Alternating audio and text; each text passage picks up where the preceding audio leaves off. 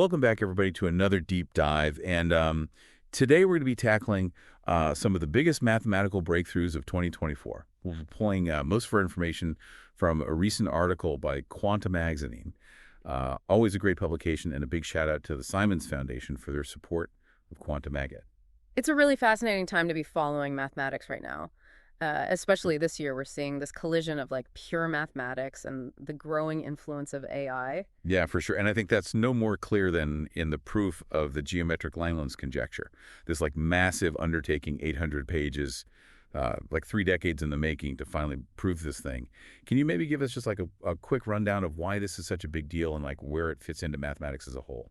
So the Langlands program is kind of like a holy grail of mathematics. It's like this search for a unified theory of math. So trying to connect all these different fields, algebra, geometry, number theory, into like one overarching framework. And you can kind of think of it as like a Rosetta Stone that lets you translate between different mathematical languages. Okay, so where does this like conjecture fit into that? Well, the geometric Langlands conjecture, it was like this missing piece of the puzzle.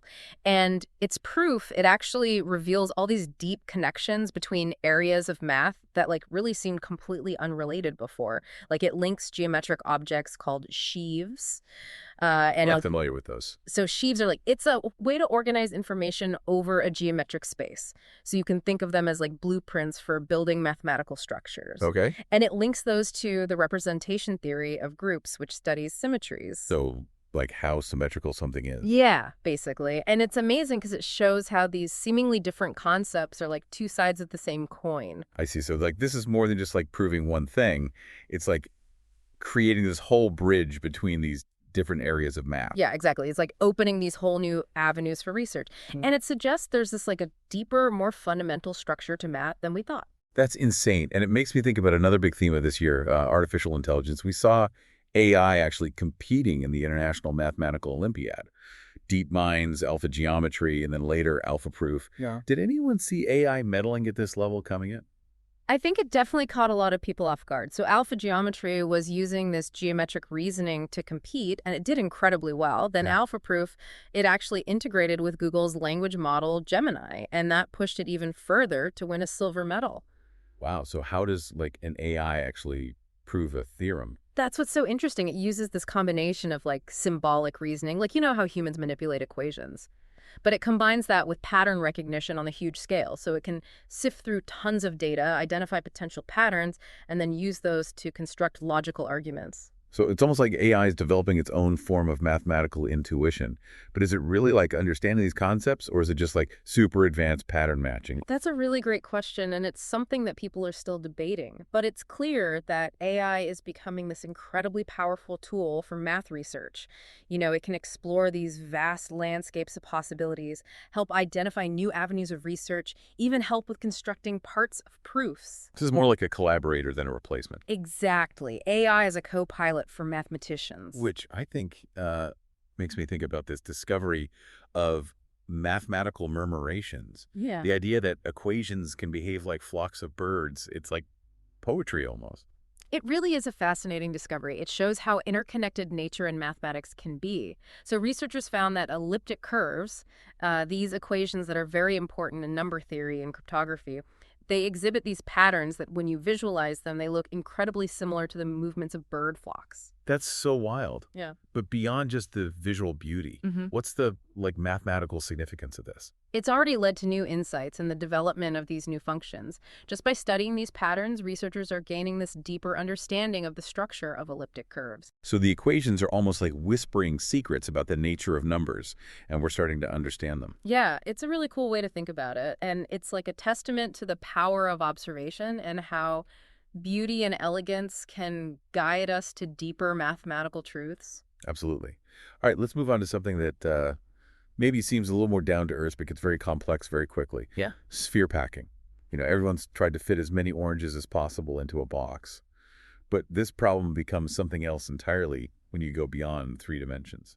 Yeah, it's a problem that's fascinated mathematicians for centuries. Marina Vyazovska had that huge breakthrough in 2016 where she proved the optimal packing for 8 and 24 dimensions.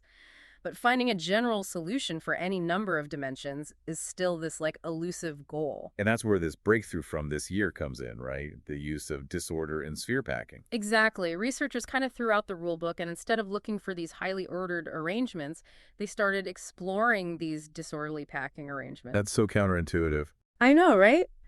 So they used graph theory to analyze the relationship between the spheres. And what they found is they could actually achieve greater density in higher dimensions using this less structured approach. So like a little bit of chaos actually leads to better results. Yeah, sometimes that's the case. That's amazing. What makes this graph theory approach so effective? So with graph theory, you can represent each sphere as a node in a network and the connections between them as edges. Hmm. So by analyzing this network, they were able to find all these configurations where the spheres could be packed more tightly, even though the arrangement looked less structured at first glance. I see. So it's like finding these hidden pockets of space by letting go of this need for perfect order. Yeah, kind of like that. Wow. And what kind of implications does this have beyond just like the realm of abstract math? Well, it actually has a lot of potential applications. In coding theory, for example, sphere packing is used to design these error-correcting codes, to transmit information reliably over noisy channels. And in material science, it can help design new materials with like very specific properties. So something as simple as like stacking oranges can have these huge implications. Exactly. And speaking of challenging assumptions, let's talk about the Milnor conjecture. This thing was considered a cornerstone of topology for 50 years, until it was recently disproven. This is a great example of how even these long-held beliefs in math can be overturned. Can you give us like a quick explanation of what the Milnor conjecture was about? Yeah, so it dealt with this relationship between an object's overall shape and how it looks when you zoom in really close. So it said that you could understand the global structure of something by looking at its behavior at these really small scales. And for 50 years, it seemed to hold up. It was this fundamental principle in topology. So it's like saying if you zoom in on a smooth curve, it'll always look like a straight line at a small enough scale. Exactly. But then this team of mathematicians, they discovered these counterexamples. They actually created these really intricate mathematical objects that seemed smooth from afar. But when you zoomed in close enough, they had this really bizarre and unexpected behavior. So they found these shapes that kind of break our intuition about how things should work. Yeah, exactly. And to do it, they had to develop all these new mathematical structures and techniques. It showed us that the universe of possible shapes is way stranger than we thought. That's incredible. All right, so let's shift gears now and talk about number theory. Yeah. 2024 saw some big steps towards solving some really major problems. Yeah. You mentioned the Riemann hypothesis, which is kind of like the holy grail of math. What progress was made there? So the Riemann hypothesis, it basically composes this deep connection between the distribution of prime numbers and this complex mathematical function called the Riemann zeta function. Now, a full proof of that is still out there, but two mathematicians this year, they developed a new estimate for the number of potential exceptions to the hypothesis. So even if we haven't proven the rule, we're getting a better idea of how often it might be broken. Yeah, that's a good way to put it. And the old record for this stood for like 80 years, so this is a big advancement. It narrows down the search for counterexamples, and it also gives us valuable insights into the behavior of prime numbers. That's pretty cool. And what about Semiretti's problem? This one sounds a little more abstract. Can you break it down for us? Sure, so Semiretti's problem, it explores how order emerges from these seemingly random collections of numbers. Like imagine you have this big set of numbers just scattered randomly. The problem asks, how large does this set have to be before it's guaranteed to contain certain patterns, like arithmetic progressions? Okay, so like a sequence where each number is obtained by adding a constant value to the one before it. Right. And what's fascinating is that no matter how random you try to make your set, if it's large enough, it's going to have these ordered patterns in it. So there's like a hidden order within the chaos. Yeah. Yeah, that's a great way to think about it. And this year, 3 graduate students, they made a huge breakthrough. They developed these new techniques that let them improve the estimate for the largest size a set can be before these arithmetic progressions have to show up. Wow, and this is the first progress on this problem in decades. Yeah, it's a really significant achievement. That's awesome. Before we wrap up our number theory section, you mentioned the work of Hector Paston on numbers of the form n plus 1. What makes these numbers so interesting? They might seem pretty simple at first glance, but Paston's work actually dives into their deeper properties and their connection to this really profound conjecture known as the Abius conjecture. Oh yeah, the ABC conjecture. This one's like a really big deal in number theory, right? Yeah, it's one of the most far-reaching and difficult problems in the field. So how are these simple numbers connected to this grand conjecture? So the Abbacy conjecture, even though it's easy to write down, it suggests this really fundamental relationship between addition and multiplication.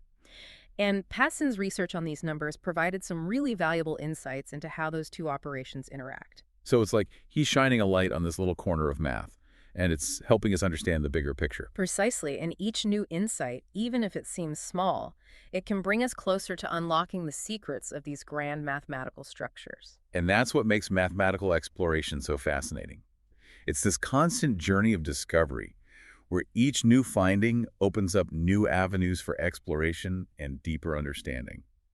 We've covered a lot of ground today, from topology to number theory, and through it all we've seen the power of human ingenuity, the beauty of unexpected connections, and the potential of AI to revolutionize the way we explore math. And it really made us rethink some of our assumptions about shapes. You know, like it's almost like the fabric of mathematics itself is more like pliable and unpredictable than we realized. So let's turn to number theory now. 2024 saw a lot of cool steps towards solving some huge problems in this area. Earlier we talked about the Riemann hypothesis, kind of like the holy grail of mathematics. What kind of progress was made on that front? So as you said, it's a really big problem in math, and it basically connects the distribution of prime numbers with this complex function called the Riemann zeta function. And while we don't have a full proof yet this year, two mathematicians came up with this new estimate for how many exceptions there might be to the hypothesis. So we're getting a better understanding of how often the rule might be broken, even if we haven't actually proven the rule itself. Exactly. It's like we're refining our understanding of these potential exceptions. And this new estimate had actually beat the previous record, which had stood for an incredible 80 years. Oh, wow. So this is a pretty big deal then. It's a major advancement. Not only does it narrow down the search for potential counterexamples, but it also gives us all this new insight into prime numbers and the structure of the Riemann zeta function. It's like we're getting a more detailed map of the prime number landscape, Yeah. seeing all the peaks and valleys more clearly. Okay, so moving on, you also mentioned some progress on Semiretti's problem. This one sounds a bit more abstract to me. Can you kind of explain it in simple terms? Sure. So Semiretti's problem, it's all about how order can pop up in these sets of numbers that seem totally random. Imagine you have this huge set of numbers and they're scattered all over the place with no clear pattern. The problem asks, how big does the set have to be before we can guarantee it'll have certain patterns in it, like arithmetic progressions, for example? Yeah, I remember those from school. So that's like a sequence of numbers where you add the same value to get the next one. Right, exactly, like 2, 4, 6, 8, or 1, 4, 7, 10, and so on. And the fascinating thing is, no matter how random you try to make this set of numbers, if it gets big enough, it's bound to have these little pockets of order in it. So it's like saying there's a hidden structure within the chaos. Yeah, I like that analogy. So what progress did they make on this problem this year? Well, we actually had a breakthrough from a group of graduate students. Oh, yeah. Yeah, pretty impressive, right? They came up with these completely new techniques, and they managed to improve the estimate for how big a set can be before it has to have these arithmetic progressions. And this was the first major progress on Semiretti's problem in decades. Wow, that's incredible. It really shows how new perspectives can lead to these amazing breakthroughs. Okay, one last thing before we move on from number theory. You mentioned Hector Paston's work on numbers that look like n plus 1, so like 2, 5, 10, 17, and so on. What's so special about these numbers? Well, they might seem pretty basic at first glance, but what Paston did was he dug deeper into their properties, and he found these really interesting connections to a very famous and very difficult problem in number theory, the AB conjecture. Yeah, I've heard of that one. It's kind of notorious for being really tough to crack. It's considered one of the most far-reaching and challenging problems in the entire field. So what's the link between these seemingly simple numbers and this massive conjecture? At its heart, the ABT conjecture proposes this fundamental relationship between addition and multiplication. Even though it's simple to write down, it has some huge implications for many different areas of number theory. And Paston's research, it gave us this new understanding of how addition and multiplication are intertwined, specifically in relation to these numbers and the ABT conjecture. So it's like he's illuminating this tiny corner of math, but the light it sheds is helping us understand the whole structure much better. Exactly. And every little bit of light helps when you're dealing with a problem as complex as the ABT conjecture. That makes sense. And it brings us back to this idea that math is all about these constant discoveries. Every new finding opens up new paths to explore and deeper levels of understanding. It's like this never-ending journey of exploration. Yeah, it really is. And it kind of makes you wonder, what's next for mathematics? That's a great question, and actually something I wanted to bring back up. We talked about sphere packing earlier, but it's such a cool example of how a seemingly simple problem can have these really deep implications in so many areas. For those just joining us, can you maybe give us a quick recap of what sphere packing is all about and why it's such a tough nut to crack? Of course. So sphere packing at its heart is about finding the most efficient way to pack spheres together. Like Hmm. how do you fit the most marbles into a jar without any of them overlapping? Right, so like we all kind of have this intuitive sense of how to do that in 3 dimensions. But where does the complexity come in? It gets really tricky when you start thinking about higher dimensions. In 3 dimensions, it's pretty easy to see that a pyramid shape is a pretty good way to pack spheres, Mm. like you see with stacks of oranges. But as you go to higher dimensions, it's impossible to visualize, and the problem just explodes in complexity. We talked earlier about Marina Vierzowska's breakthrough in 2016, solving it for 8 and 24 dimensions. Yeah, she did some amazing work there. She used some really advanced math involving things called modular forms and lattices. But finding a general solution for any number of dimensions, that's still an open problem. And that's where the breakthrough from this year comes in, right? Yeah. The one using disorder. Right. So researchers kind of threw out the old playbook. Instead of looking for these perfectly ordered arrangements, they started exploring what happens when you allow for a little bit of randomness. I still find that so counterintuitive. Why would a less structured approach lead to a better packing? It's a good question, and it kind of goes against our intuition. But Yeah, by using graph theory, they could actually analyze the relationships between all the spheres. And they found that in higher dimensions, these less ordered arrangements could actually be denser. it's like shaking the jar of marbles and they settle into a tighter packing. Yeah, you could think of it that way. Wow, that's really neat. And what are some of the real-world applications of this? Well, sphere packing is super important in coding theory. It's used to design error-correcting codes. So that's how we make sure information is transmitted reliably, like when you're making a phone call or sending data over the internet. I see. And it's also really important in material science. Understanding how to pack spheres efficiently can help us design new materials with all sorts of cool properties, like lighter and stronger composites or more efficient solar cells. So it's incredible to think about how a problem that starts with something as simple as packing oranges Hmm. can have these huge implications in so many areas. Yeah, it really highlights the interconnectedness of mathematics and the real world. And that's really what makes math so fascinating to me. This year, we've seen breakthroughs in topology number theory.